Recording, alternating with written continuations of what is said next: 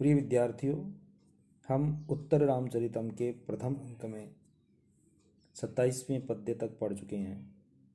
आज 27वें पद्य के बाद प्रारंभ करते हैं।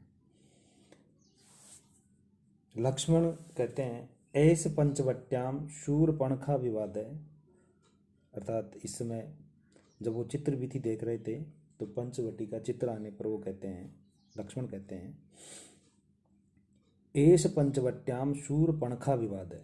ये पंचवटी में शूरपणखा के साथ विवाद का चित्र है, विवाद का दृश्य है। तो सीता कहती है, हा आर्यपुत्र एतावत्ते दर्शनम।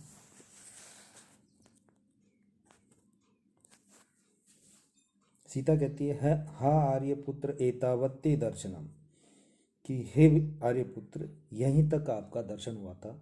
अर्थात उस पंचवटी से रावण ने सीता का हरण कर लिया था। उसके बाद सीता ने राम के दर्शन नहीं कर पाई, नहीं कर सकी थी सीता। तो राम कहते हैं, अयि वियोग त्रस्ते चित्रम एतत्, हे विरह से भयभीत सीता, एतत् चित्रम, ये तो चित्र है, इससे डरने की कहाँ जरूरत है। तो सीता कहती है, यथा तथा भवतु दुर्जनो असुखम उत्पादयति, कि जो कुछ भी हो, दुर्जनो असुखम उत्पादयति, दुर्जन लोग दुख उत्पन्न कर देता है, दुर्जन व्यक्ति दुख उत्पन्न करता है। तो राम कहते हैं, हंत वर्तमान इव में जन स्थान वृतांत है प्रतिभाति। हाय, जन स्थान का ये वृतांत मुझे वर्तमान सा प्रतीत हो रहा है। वर्तमान इव, मुझे वर्तमान सा प्रतिभाति प्रतीत हो रहा है, मुझे वर्तमान सा लग रहा है। चित्र को देखने से ऐसे लग रहा है जैसे मैं जन स्थान पर पहुंच गया हूँ, अर्थात दंडकारण्य में पहुंच गया। तो लक्ष्मण कहते हैं, अथेदम रक्षोभि कनक हरिण छद्म विधिना, तथा वृत्तम पापै व्यथयति यथा क्षालितम अपि, जनस्थाने शून्य विकलकरणै आर्यचरितै, अपि ग्रावारोदित्यपि दलति वज्रस्य हृदयम्। ये करुण रस के बारे में ये पद्य है। जैसा कि हमें पता है कि भवभूति करुण रस के बारे में विशेष स्थान रखते हैं।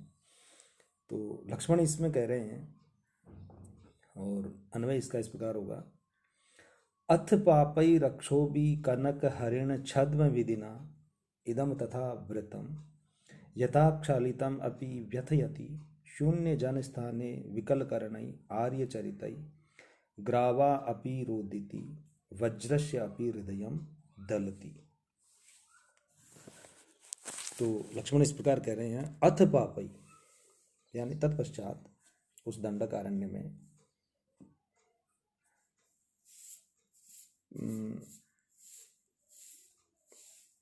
पापई रक्षोभि, पापी राक्षसों के द्वारा, कनक हरिण छद्म विधिना, सुवर्ण मृग के छल से ये ऐसी घटना घटित हुई। इदम तथा वृतम, ये इस प्रकार की घटना घटित हुई। यथा, जो कि क्षालितम अपि व्यथयति, जो भी प्रतिकार किए जाने पर भी, उसको भूलने का प्रयास किए जाने पर भी वो दुख देती है।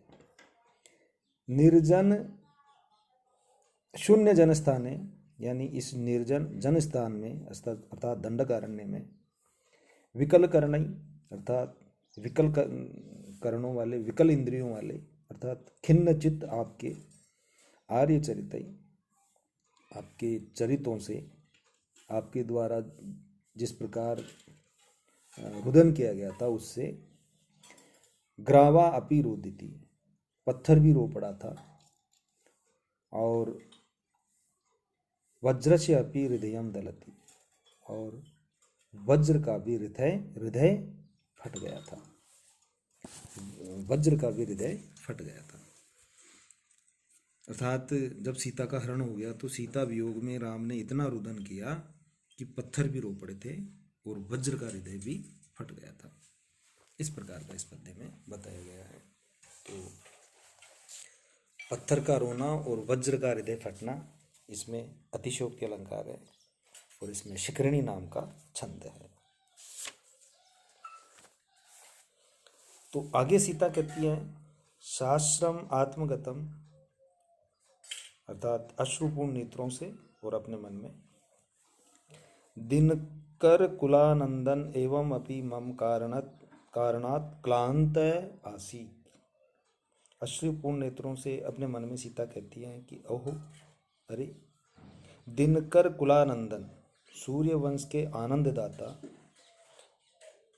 एवं अपि मम कारणात् क्लांत आसीत, मेरे कारण से इस प्रकार दुखित हो गए, इतने दुखित हुए थे, यानी मेरे कारण से आर्यपुत्र इतने दुखी हो गए थे। तो लक्ष्मण कहते हैं रामम निर्वर्ण्य, राम को ध्यान से देखकर, निर्वर्ण्य साकुतम, साभिप्राय कहते हैं, आर्य किम एतत्, आर्य ये क्या है, अयम तावत् वाष्पस्त्रुटित इव मुक्ता मणिसरो विसर्पन धाराभिलुठति धरणीं जर्जर कणे निरुद्धोऽप्यावेग स्फुरद अधरनासा पुटतया परेशामुन्नेयो भवति चिरम आद्मात् हृदयः। अर्थात अयम तावत् वाष्पस्त्रुटित इव मुक्ता मणिसरो विसर्पनधारा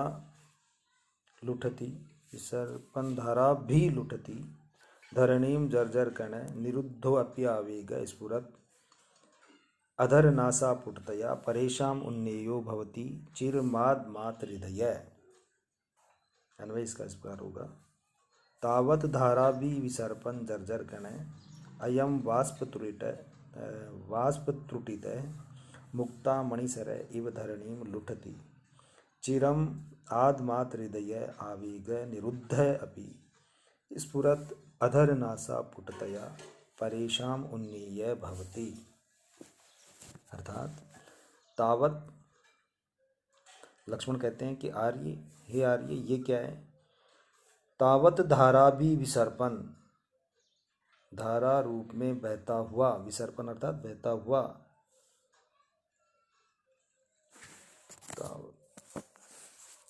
जर्जर कणे चूर चूर हुआ, अयम वाष्प, ये आंसू, वाष्प यानी आंसू, त्रुटित मुक्ता मणिसर इव, टूटी हुई मोती की माला की तरह या माला के समान, धरणीम लुटती, पृथ्वी पर गिर रहा है, आपके आंसू पृथ्वी पर टूटी हुई माला के मोती के समान गिर रहे हैं। चिरम आद्मात् हृदय आवेग, चिरकाल तक हृदय में जो उमड़ रहा है, जो व्याप्त हो रहा है, ये आवेग, निरुद्ध अपि, रोके जाने का प्रयास किए जाने पर भी, स्फुरत अधर नासा पुटतया, ओष्ठ और नासिका के कंपन से, परेशान उन्नेय भवति, दूसरों के द्वारा अनुमान लगाने योग्य हो जाता है। यानी ये क्या, राम को रोता हुआ देखकर लक्ष्मण कहते हैं कि तावत धारा भी विसर्पन जर्जर कर है अयम वाष्प, कि धारा रूप में बहता हुआ चूर चूर ये आंसू, जर्जर कण हुआ ये आंसू, त्रुटित मुक्ता मणिसर इव धरणी में लुटती, टूटी हुई मोती की माला की तरह पृथ्वी पर गिर रहा है, और चिरम आद्मात्र हृदय, चिरकाल तक हृदय में व्याप्त आवेग को निरुद्ध किए जाने पर भी, रोके जाने पर भी, ओष्ठ और नासिका के स्फुरण से अर्थात उसके कंपन से, परेशान उन्नेय भवति, ये दूसरों के द्वारा अनुमान लगाने के योग्य हो गया है, अनुमेय हो जाता है। तो इसमें भी करुण रस का बड़ा सुंदर उदाहरण है ये, कि भगवान राम अपने आप हृदय में उमड़ रहे अपने आवेग को रोकने का प्रयास करते हैं, लेकिन फिर भी अधर और नासा जो नासिका है उसके कंपन से दूसरे लोग ये अनुमान लगाते हैं कि भगवान राम रुदन कर रहे हैं। इसमें उपमा अलंकार, अनुमान अलंकार है और शिखरिणी नाम की छंद है। तो आगे राम कहते हैं, हे वत्स वत्स तत्कालम प्रियजन विप्र योग जन्मा, तत्कालम प्रियजन विप्र योग जन्मा, तीव्रो अपि प्रतिकृति वांछया विशोढ़ है, दुखाग्निर्मनसि पुनर्विपच्यमानो, ऋण मर्म व्रण इव वेदनाम तनोति। तो राम कहते हैं कि हे वत्स, प्रियजन, इसकी ये अन्वय इस प्रकार होगी, प्रियजन विप्र योग जन्मा, तीव्र अपि दुखाग्नि प्रतिकृति वांछया, तत्कालम विशोढ़, पुनः मनसि विपच्यमान, ऋण मर्म व्रण इव वेदनाम तनोति। ये इसमें मनति आ गया, मनसी होगा। पुनः मनसी विपच्यमान, ऋण मर्म व्रण इव वेदनाम तनोति। अर्थात प्रियजन विप्र योग जन्मा, प्रियजन अर्थात सीता के, विप्र योग से अर्थात उसके विरह से, जन्मा यानी उत्पन्न, तीव्र अपि दुखाग्नि, तीव्र भी दुख रूपी अग्नि, प्रतिकृति वांछया, तत्कालम विशोढ़, उसका प्रतिकार की इच्छा से भी उस समय मैंने इसको सहन कर लिया था। पुनः मनसी विपच्यमान, ऋण मर्म व्रण इव वेदनाम तनोति। वह अब इस समय जब हम चित्र विधि देख रहे हैं, इस समय फिर से मेरे मन में परिपक्व होकर, पच्यमान यानी पक कर, परिपक्व होकर, ऋण मर्म व्रण इव, हृदय के मर्म स्थल के व्रण के समान अर्थात घाव के समान, वेदनाम तनोति, दुख को, मेरी पीड़ा को बढ़ा रहा है। तनोति, दुख को, मेरी पीड़ा को बढ़ा रहा है। पीड़ाम तनोति विस्तारयति, अर्थात मेरी पीड़ा को विस्तारित कर रहा है। इसमें उपमा अलंकार है, इसमें घाव के तुल्य दुख दे रहा है, इसमें उपमा अलंकार है। और प्रहर्षिणी नाम की इसमें छंद है। आगे इतना कहने के बाद सीता कहती है, हा धिक ऐम अपि अति भूमिम गतेन, रण रणकेन आर्यपुत्र शून्यम इव आत्मानं पश्यामि। कि हाय धिक्कार है, हाय धिक्कार है। अहम अपि अति भूमिम गतेन, मैं भी पराकाष्ठा को प्राप्त हुई, अति भूमि को प्राप्त हुई, अर्थात पराकाष्ठा को प्राप्त हुई। रण रणकेन आर्यपुत्र शून्यम इव आत्मानं पश्यामि, उत्कंठा के कारण अपने आप को आर्यपुत्र से रहित सी देख रही हूँ। यानी चित्रवृत्ति में देखने पर भी मैं अपने आप को आर्यपुत्र से रहित सी देख रही हूँ। तो लक्ष्मण कहते हैं, स्वगतम, अपने मन में, भवतु अन्यतः क्षिपामि चित्रम विलोक्य प्रकाशम, अथैतत् मन्वंतर पुराणस्य गृधराजस्य तत्र भवतस्तात जटायुषः चरित्र विक्रमोदाहरणम। लक्ष्मण स्वगतम, अपने मन में कहते हैं, भवतु अन्यतः क्षिपामि, कि अच्छा इनका ध्यान दूसरी ओर ले जाता हूँ, चित्रम विलोक्य, चित्र को देखकर, प्रकट रूप में कहते हैं। अत एतत् मन्वंतर पुराणस्य गृधराजस्य तत्र भवतस्तात जटायुषः चरित्र विक्रम उदाहरणम। यह मनवंतर से भी प्राचीन, एतत् मनवंतरन पुराण, यह मनवंतर से भी प्राचीन, गृधराज पूजनीय पितृतुल्य, जटायु के चरित्र और पराक्रम का उदाहरण है। अब ये चित्र में जटायु का चित्र आ जाता है, तो जटायु के बारे में लक्ष्मण इस प्रकार बताते हैं। तो सीता कहती है, हा तात निर्व्यूढ़स्ते अपत्य स्नेह। तो कहती है कि हा तात, आपका संतान के प्रति प्रेम मेरा पूर्ण हुआ। क्योंकि सीता को बचाते बचाते जटायु के रावण पंख काट देता है। और तो सीता कहती है कि आपने अपनी संतान के प्रति प्रेम को पूर्ण कर दिया था। तो राम कहते हैं, हा तात काश्यप शकुंतराज क्वनु खलु पुनस्त्वादृशस्य मैतस्तीर्थभूतस्य साधु संभव। तो राम कहते हैं कि हा तात, हे तात, कश्यप गोत्रोत्पन्न, काश्यप अर्थात कश्यप गोत्रोत्पन्न, शकुंतराज अर्थात पक्षीराज, आप जैसे महान और सद्गुणों के पात्र स्वरूप सज्जन की उत्पत्ति कहाँ संभव है। फिर लक्ष्मण कहते हैं, अयम असौ जनस्थानस्य पश्चिमतः कुंजवान नाम पर्वतो धनुक बंधा अधिष्ठितो दंडक आरण्य भाग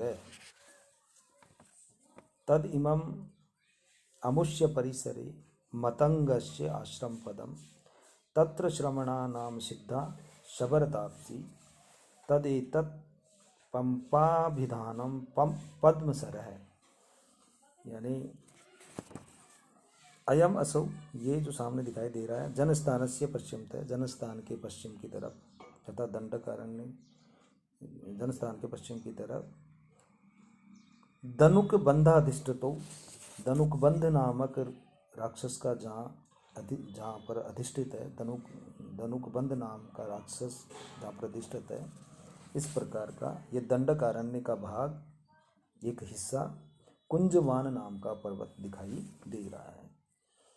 तद इमम अमुष्य परिसरे मतंगस्य आश्रम पदम, और इसके समीप ही यह मतंग ऋषि का आश्रम है। एक ऋषि थे मतंग ऋषि, यह मतंग ऋषि का आश्रम है। तत्र श्रमणा नाम सिद्धा शबरतापसी, वहीं पर श्रमणा नाम की जो सिद्ध शबर तपस्विनी थी, जो शबरी थी, रहती है। और तदेतत् पंपाभिधानम पद्मसर, और ये पंपा नामक तालाब है जो पद्मसर है, जिसमें कमल के फूल खिले हुए हैं, जो कमलों से युक्त है, इसलिए इसको पंपासर भी कहते हैं। अब सीता कहती है, यत्र किलार्य पुत्रेण विच्छिन्न अमरस धीरत्वम प्रमुक्त कंठम प्ररुदितम आसीत। तो सीता कहती है यहीं पर कि जहाँ पर आर्यपुत्र विच्छिन्न अमरस धीरत्वम, अपने क्रोध और धैर्य को छोड़कर, विच्छिन्न करके यानी उसको छोड़कर, प्रमुक्त कंठम प्ररुदितम आसीत, मुक्त कंठ से इन्होंने रुदन किया था, इसी पंपासर के पास, पद्म सरोवर के पास में। ये 30वें पद्य तक हमने इसमें अध्ययन कर लिया है।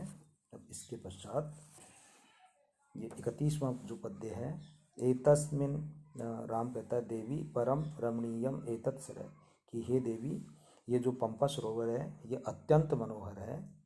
एतस्मिन् मध्य कल मल्लिकाक्ष पक्ष व्याधूत स्फुरद उरुदंड पुंडरीका वाष्पाम्ब परिपत्नोद गमांतराले संदृष्टा कुवलयिनोः मया विभागा। ये वाला पद्य, 31वां जो पद्य है, वो अगले वीडियो में अध्ययन करेंगे। Thank you students.